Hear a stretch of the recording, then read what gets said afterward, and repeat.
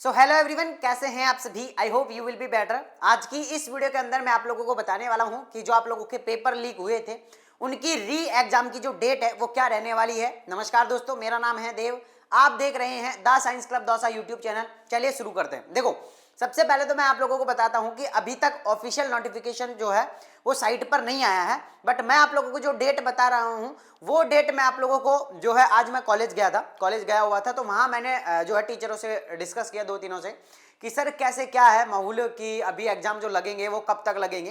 तो दो टीचरों से मेरी डिस्कस हुई, तो उन्होंने बताया कि जो एग्जाम है वो 10 तारीख से 10 को, 11 को और 12 को लग सकती है, या फिर 12 की छुट्टी है तो 13 को। अगर 12 की छुट्टी पड़ रही है तो फिर 13 तारीख को एग्जाम होगी, यानी 10 तारीख से आप लोगों की जो एग्जाम है वो स्टार्ट हो जाएगी। अब इसका ऑफिशियल जो नोटिफिकेशन है वो आप लोगों को साइट पर देखने को मिल जाएगा। तो मैं आप लोगों को बता देता हूं कि जो आप लोगों की एग्जाम रहने वाली है वो ध्यान से सुन लो।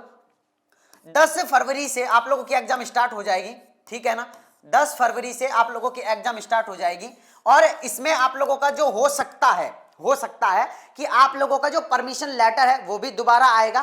तो 10 तारीख को हो सकता है आप लोगों का परमिशन लेटर आए और 11 तारीख से आप लोगों की एग्जाम लगे, 11, 12 और 13 को, है ना। तो 12 की अगर छुट्टी मान रहे हैं, देखो कैलेंडर में 12 तारीख की छुट्टी बता रहे हैं, अगर पड़ती है तो फिर 12 तारीख को एग्जाम नहीं लगेगी, 13 तारीख को। तो 11 को, 13 को और 14 को या तो ये एग्जाम की डेट रहेंगी आप लोगों की, या फिर आप लोगों की एग्जाम की डेट रहेंगी क्या, 10 तारीख, 11 तारीख और 13 तारीख। ये डेट आप लोगों की रहने वाली है जो भी आप लोगों का री एग्जाम होगा। फर्स्ट सेमेस्टर, सेकंड सेमेस्टर और थर्ड सेमेस्टर का, तीनों का जो भी री एग्जाम होने वाला है उन सभी के लिए मैं बता देता हूं जो डेट है वो दो डेट रह सकती हैं। एक तो रहेगी 10, 11 और 13, एक तो ये डेट रह सकती है, एक रह सकती है 11, 13 और 14, ये डेट रह सकती है। तो यहां पर अब मुझे जहां तक लग रहा है, टीचरों ने तो मेरे को यही बताया कि या तो ये डेट को या तो ये डेट को, क्योंकि उनके पास में कॉलेजों के ग्रुप के अंदर कोई हो सकता है नोटिफिकेशन आया हो, क्योंकि साइट पर अभी कुछ भी नहीं आया है। तो मेरे को जहां तक लग रहा है कि 10, 11 और 13 ये जो डेट है वो आप लोग इसको फिक्स मानकर चलें और इसके अकॉर्डिंग ही आप लोग जो है वो तैयारी करें। जिन स्टूडेंट का फर्स्ट सेमेस्टर का पेपर बैक था और वो इस सेमेस्टर में भी अगर नहीं निकाल पाते हैं तो फिर मैं ये कहूंगा कि भाई नर्सिंग क्यों कर रहे हो आप, है ना।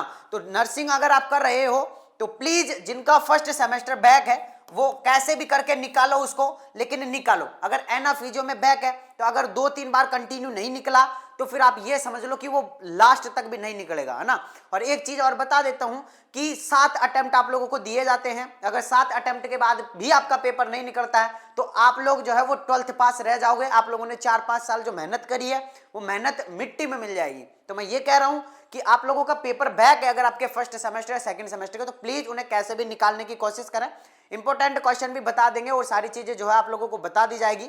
बट एक चीज का ध्यान जरूर रखें कि जब भी आप पेपर करके आए तो मैं ये कहूंगा कि मैक्सिमम पेज भरने की कोशिश करें। हो सकता है एनाटॉमी फिजियोलॉजी में आप नहीं भर पा रहे हो, बाकी सोशियोलॉजी और साइकोलॉजी में भरें। आप लोगों के अदर और जितने भी सब्जेक्ट हैं जिनमें आप लोगों को ये लगता है कि हम खुद से हेडिंग बना के खुद से भर सकते हैं, प्लीज उनमें भरें। बाकी आप लोगों की जो डेट है वो हो सकता है 10, 11 और 13 ही आप लोगों की डेट रहे, या फिर अगर उस छुट्टी को कैंसिल किया जाता है तो 10, 11 और 12 रह सकती है। और अगर छुट्टी को कैंसिल कर दिया जाता है यहां से तो 11, 12 और 13 तारीख ये जो डेट है वो आप लोगों की रहने वाली। तो आप ये समझो कि 10 तारीख से आप लोगों की एग्जाम स्टार्ट हो जाएंगे। अभी आप लोगों के पास में 5-7 दिन है, तो प्लीज दोबारा से एक बार जितने भी पेपर है उनको पढ़ लो। और मैं यही कहूंगा कि थोड़ा सा पेपर का लेवल बढ़ेगा और बाकी रिपीटेड क्वेश्चन तो आएंगे, है ना। जो क्वेश्चन रिपीट होते हैं वो होंगे और पेपर जो है वो थोड़ा सा हाई आएगा। बाकी तो कोई ज्यादा टेंशन करने की जरूरत है नहीं। आप अभी एग्जाम दे के आए हैं, आपको पता है कैसे देना है और आपने पेपर लिख लिए हैं कि कैसे हमें पेपर करना होता है, कैसे टाइम मैनेजमेंट करना होता है, सारी चीज आपको पता है। तो घबराने की बिल्कुल जरूरत नहीं है। जिनको ये लग रहा है कि भाई दोबारा पेपर लिखेंगे, कोई दिक्कत नहीं है, लिख दो यार। अब क्या है, जो होना था वो हो गया है। बाकी आप दोबारा पेपर लिख सकते हैं, कोई दिक्कत नहीं है। बाकी फिर भी अगर आपको कोई भी डाउट रहता है, देखो मैंने एग्जाम की डेट के लिए ही सिर्फ ये वीडियो बना रहा हूं, तो प्लीज ध्यान रखें या तो 10, 11, 13 को हो सकती है, या फिर आप लोगों की 10, 11, 12 को हो सकती है, या हो सकती है 11, 13, 14 को, या हो सकती है 11, 12, 13 को, है ना। तो 10 तारीख के बाद में कंटिन्यू आप लोगों की एग्जाम लगेगी। तो 10 तारीख से पहले पहले पढ़ लो सारी चीजें जो हैं। और फिर भी अगर कोई भी डाउट रहता है तो प्लीज नीचे मुझे कमेंट बॉक्स में जरूर बता के जाएं। जिन्होंने सब्सक्राइब नहीं किया सब्सक्राइब करो, और जिन्होंने अभी तक वीडियो को शेयर नहीं किया दोस्तों के पास में शेयर जरूर करो, ठीक है।